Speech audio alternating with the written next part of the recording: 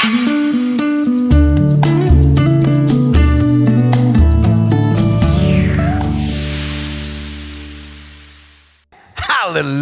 Saudara yang kasih dalam Tuhan, selalu indah membicarakan tentang kasih Tuhan, selalu indah untuk membicarakan rahmat-Nya, selalu indah membicarakan tentang janji-janji Tuhan. Karena itu hidup ini bukan hanya soal kesebelasan, siapa yang juara champion.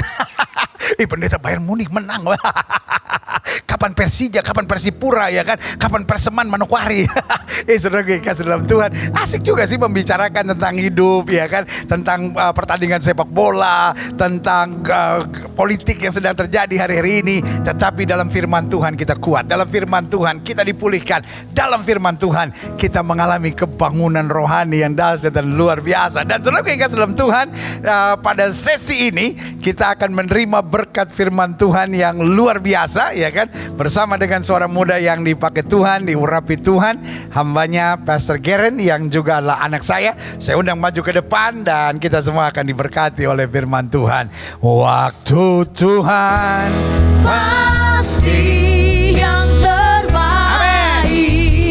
walau kadang tak mudah dimengerti. Lewati cobaan, ku tetap percaya waktu Tuhan pasti yang terbaik. Waktu Tuhan pasti yang terbaik, walau kadang tak mudah dimengerti. Lewati cobaan, ku tetap percaya waktu Tuhan pasti yang terbaik. Waktu Tuhan pasti yang terbaik, walau kadang tak mudah dimengerti. Lewati cobaan,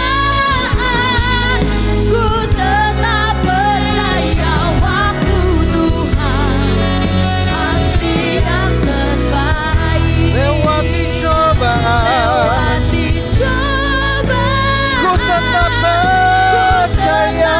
percaya waktu Tuhan pasti yang terbaik. Berikan tepuk tangan yang meriah buat Tuhan. Haleluya, haleluya, haleluya. Kami percaya hanya Yesus yang sanggup lakukan apa yang mustahil bagi semua.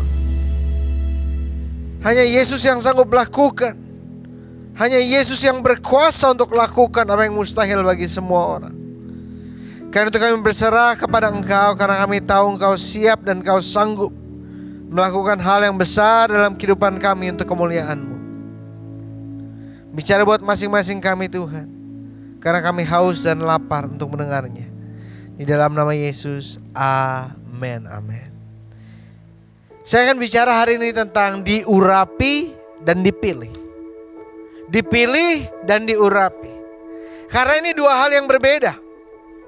Saya percaya bahwa Tuhan memilih setiap saudara, tapi tidak semua saudara diurapi. Kenapa banyak yang gak diurapi? Karena tidak meresponi panggilan Tuhan. Tidak meresponi, meresponi pilihan Tuhan. Karena kalau misalnya saudara dipilih untuk sebuah pekerjaan, saudara gak akan dapat gaji kecuali saudara mulai masuk kerja. Kecuali saudara mulai melaksanakan tanggung jawab yang diberikan. Makanya penting hari ini saya bahas tentang dipilih dan diurapi. Coba kita lihat sama-sama di 1 Samuel 16. Kita mau lihat dari ayat yang pertama sampai ayat yang ke-13. 1 Samuel 16 ayat yang pertama sampai ayat yang 13. Berfirmanlah Tuhan kepada Samuel, Berapa lama lagi engkau berduka cita karena Saul? Bukankah ia telah kutolak sebagai raja atas Israel? Lah ini kan aneh. Tuhan yang pilih Saul, Tuhan yang urapi Saul, tapi sekarang Tuhan menolak Saul. Orang yang Tuhan pilih bisa mengecewakan. Orang yang Tuhan urapi bisa mengecewakan.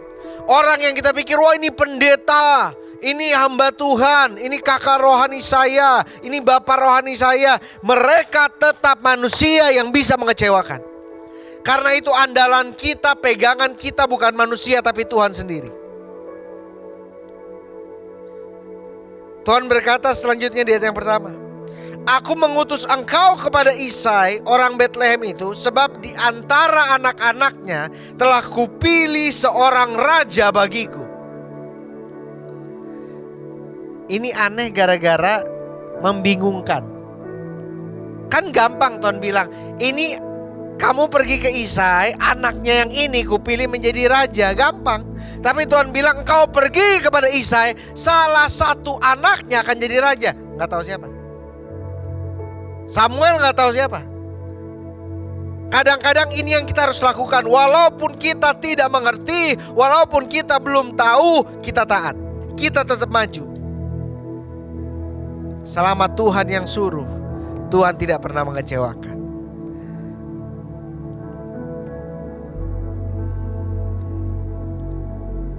Saul ditolak oleh Tuhan karena dia tidak lagi ada di bawah kendali Tuhan. Dia tidak lagi tunduk dan taat kepada Tuhan. Dan karena itu Tuhan memilih Daud untuk menjadi raja. Ingat loh saudara, Tuhan bisa pakai siapa saja. Tuhan nggak perlu kita, Tuhan nggak perlu saya. Tapi Tuhan mau kita terlibat dalam rancangan besar agungnya. Tuhan gak perlu pakai kita, Tuhan gak perlu kita, tapi Tuhan mau kita terlibat dalam rancangan agungnya. Itu yang kita harus ingat. Lihat ayat yang kedua. Tetapi Samuel berkata, bagaimana mungkin aku pergi? Jika Saul mendengarnya, ia akan membunuh aku. Kadang-kadang kita melakukan yang benar takut. Tuhan suruh apa kita takut melakukan. Tapi saya mau bilang sama saudara, jangan takut kepada pikiran dan perasaan manusia. Jangan takut menyakiti perasaan orang lain. Tapi takutlah mengecewakan Tuhan. Kita terkadang takut pada pikiran perasaan manusia. Padahal kita harus lebih sensitif kepada suara Tuhan, bukan kepada suara manusia. Karena kadang-kadang orang lebih mikirin tentang manusia karena ada konsekuensinya. Konsekuensinya adalah secara langsung. Kita lihat, kita buat sesuatu yang dia gak suka, mukanya langsung muram, langsung marah, langsung kita dibenci, langsung kita ditolak. Tapi kita mengecewakan Tuhan gak kelihatan. Kelihatannya konsekuensinya nanti. Dan konsekuensinya jauh lebih parah. Akan ada akumulasi dan akumulasi dari dosa kesalahan yang kita lakukan, sampai akhirnya kita menuju kepada kebinasaan. Lihat selanjutnya di ayat yang keempat sampai ayat yang kelima. Samuel berbuat seperti yang difirmankan Tuhan, dan tibalah ia di kota Betlehem. Para tua-tua di kota itu datang mendapatkannya dengan gemetar dan berkata, dia lihat nih Samuel nabi besar datang, mereka langsung takut gemetar bilang, adakah kedatanganmu ini membawa selamat?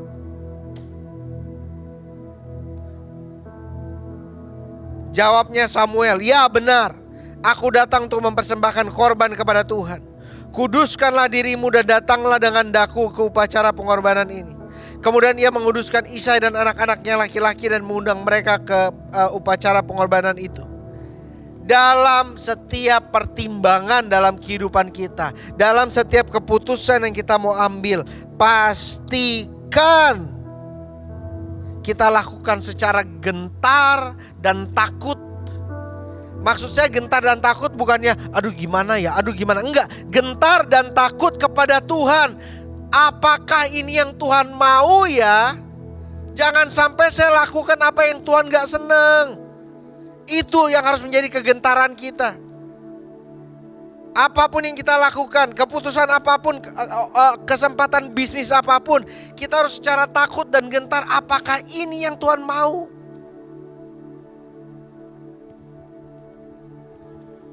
Lihat ayat selanjutnya. Ayat yang ke-6. Ketika mereka itu masuk, anak-anaknya Isai, Samuel melihat Eliab, lalu berpikirnya, sungguhlah di hadapan Tuhan sekarang berdiri yang diurapinya. Tuhan melihat melebihi yang manusia lihat. Sama-sama bilang sama saya, Tuhan melihat melebihi yang manusia lihat. Yang Tuhan bisa lihat adalah keadaan sekarang saudara, tapi Tuhan bisa melihat potensi saudara ke depan. Tuhan bisa melihat berkat yang akan dicurahkannya padamu. Tuhan bisa melihat kesukaan demi kesukaan yang Tuhan akan nyatakan dalam kehidupanmu. Lebih daripada keadaanmu sekarang. Yang orang lihat cuma keadaan saudara sekarang. Tapi yuk kita belajar melihat seperti Tuhan melihat. Manusia melihat dengan mata, mendengar dengan telinga, dan berpikir dengan logika. Namun berbeda dengan Tuhan. Lihat ayat yang ke-7. Tetapi berfirmanlah Tuhan kepada Samuel, janganlah pandang parasnya atau perawakannya yang tinggi, sebab aku telah menolaknya. Kenapa Samuel pikir Eliab ini raja berikutnya? Karena Saul sebahu lebih tinggi dari orang Israel lainnya. Jadi ketika Samuel lihat Saul, dia pikir, wah ini tinggi nih orang nih, dan kayaknya pantas nih jadi raja nih. Tetapi bukan apa yang dilihat manusia, tapi apa yang dilihat Tuhan. Tuhan melihat melebihi yang manusia lihat.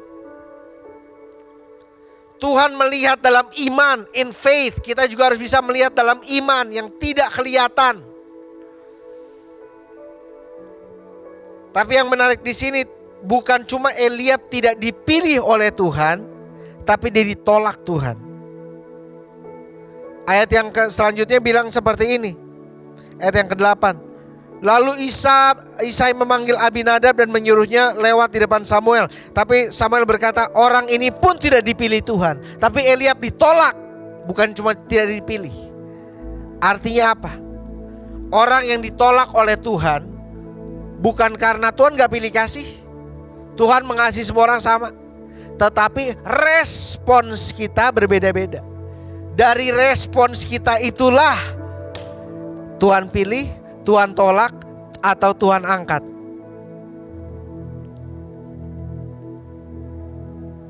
Coba lihat ayat yang ke-11 sekarang. Lalu Samuel berkata kepada Isai, inikah anakmu semuanya? Jawabnya, masih tinggal yang bungsu, tapi sedang mengembalakan kambing domba. Ada yang paling kecil tapi lagi sibuk, lagi ngembalain kambing dan domba. Kata Samuel pada Isai, suruhlah memanggil dia, sebab kita tidak akan duduk makan sebelum ia datang kemari. Terkadang yang tidak terhitung, yang tidak dianggap, itu yang Tuhan pilih. Karena bukan tangan manusia, tetapi tangan Tuhan yang mengangkat. Ayat yang ke-12 selanjutnya. Kemudian disuruhlah menjemput dia. Ia kemerah-merahan, matanya indah, parasnya elok. Lalu Tuhan berfirman, bangkitlah, urapilah dia, sebab inilah dia. Samuel mengambil tabung tanduk yang berisi minyak itu dan mengurapi Daud di tengah-tengah saudara-saudaranya. Sejak hari itu dan seterusnya berkuasalah roh Tuhan atas Daud. Lalu berangkatlah Saul menuju Rama. Ketika roh Tuhan berkuasa terhadap Daud, apa yang terjadi? Ada kedekatan dan keintiman yang makin indah yang terjadi. Makanya Mazmur itu adalah buku tentang seseorang mendambakan Tuhan, menyurahkan hatinya kepada Tuhan. Isi Mazmur itu curhatan, pujian, penyembahan kepada Tuhan. Dan mayoritas yang menulis Daud. Orang yang diurapi oleh Tuhan, orang yang diurapi Roh Kudus punya keintiman yang spesial dengan Tuhan.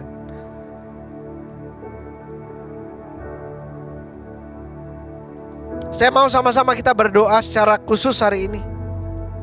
Saya undang main musik maju ke depan. Sejak hari itu Roh Allah berkuasa atas kehidupannya.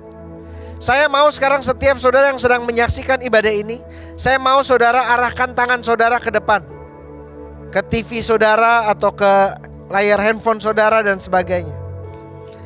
Kita akan berdoa. Tuhan, hamba berdoa dalam nama Yesus, Tuhan kuduskan tangan-tangan yang terangkat ini. Karena Tuhan kami tidak terbatas media Tuhan. Tuhan bisa pakai apa saja. Hamba berdoa ada urapan atas tangan-tangan ini. Untuk mengurapi setiap dari mereka. Dari ujung kepala sampai ujung kaki. Di dalam nama Yesus. Sekarang taruh tangan kanan saudara di kepala saudara, ikuti doa saya. Di dalam nama Yesus. Katakan bersama-sama saya, di dalam nama Yesus. Pikiran saya diurapi. Hati saya diurapi. Tubuh saya diurapi. Saya ciptaan yang baru. Roh Kudus berkuasa atas saya. Saya melepaskan kendali atas hidup saya. Tuhan mengendalikan kehidupan saya. Roh Kudus membimbing saya. Dan Roh Kudus menuntun saya. Dalam nama Bapa, Anak, dan Roh Kudus, hamba ucapkan berkat, urapan Tuhan atas setiap mereka yang mempraktekannya dengan iman. Di dalam nama Yesus. Di dalam nama Yesus. Saudara boleh turunkan tangan, tundukkan kepala saudara. Ajaib Tuhan, ajaib Tuhan, kami memuji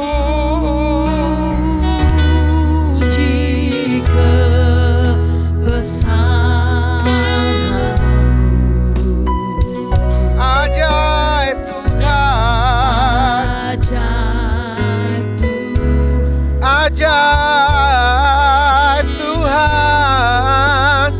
Ajaib Tuhan, kami memuji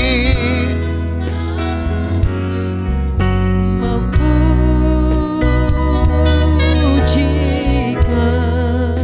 kebesaran. ajaib Tuhan, ajaib Tuhan, Ajaib Tuhan,